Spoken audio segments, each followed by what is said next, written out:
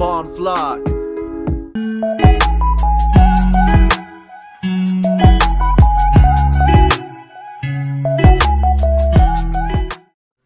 So hi guys, welcome back ulit sa ating tutorial. So ngayong araw, ituturo naman natin kung paano mag-transfer ng fund from BPI app to GCash. Pero bago tayo magpatuloy, kung hindi ka pa nakasubscribe sa ating channel, please subscribe at wag niyo pong kakalimutan i-hit ang notification bell para ma-update ka sa mga susunod nating videos. And please paki-like and share na rin po. Kung may katanungan man, mag-iwan lang ng comment. Again, balik tayo sa BPI to GCash.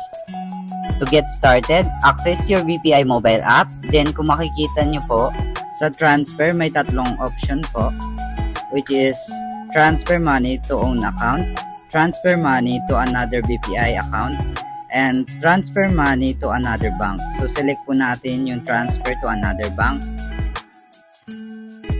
So dito po, kung makikita natin, so click po natin yung transfer from. So, din yung click ng account natin po, yung savings account.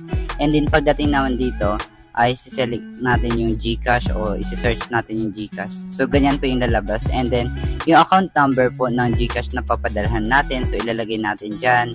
At saka, ilalagay din po natin yung account name.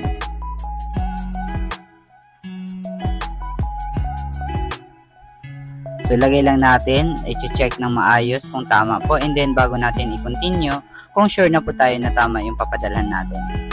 And then, ito transfer amount po. Ilalagay natin kung ilang amount yung isasend natin sa ating GCash. So, ilagay po natin yung amount ng kung ilan yung laman ng savings account natin. And then, pag sure na po tayo na tama, i-continue lang po natin.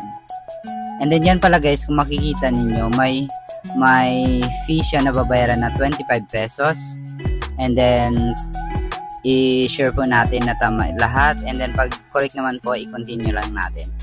And then, dyan pala guys, yung account ng, or yung PIN ng BPI app ninyo na nilagay ninyo. So, ilalagay nyo lang siya o itatype nyo lang siya. So, antayin lang natin medyo loading. So, yun guys, na-transfer na siya.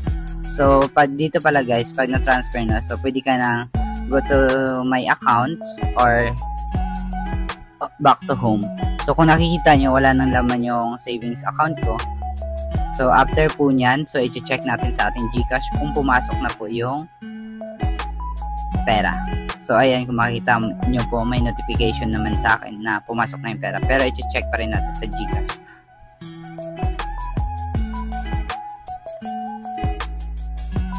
So, waiting lang, processing.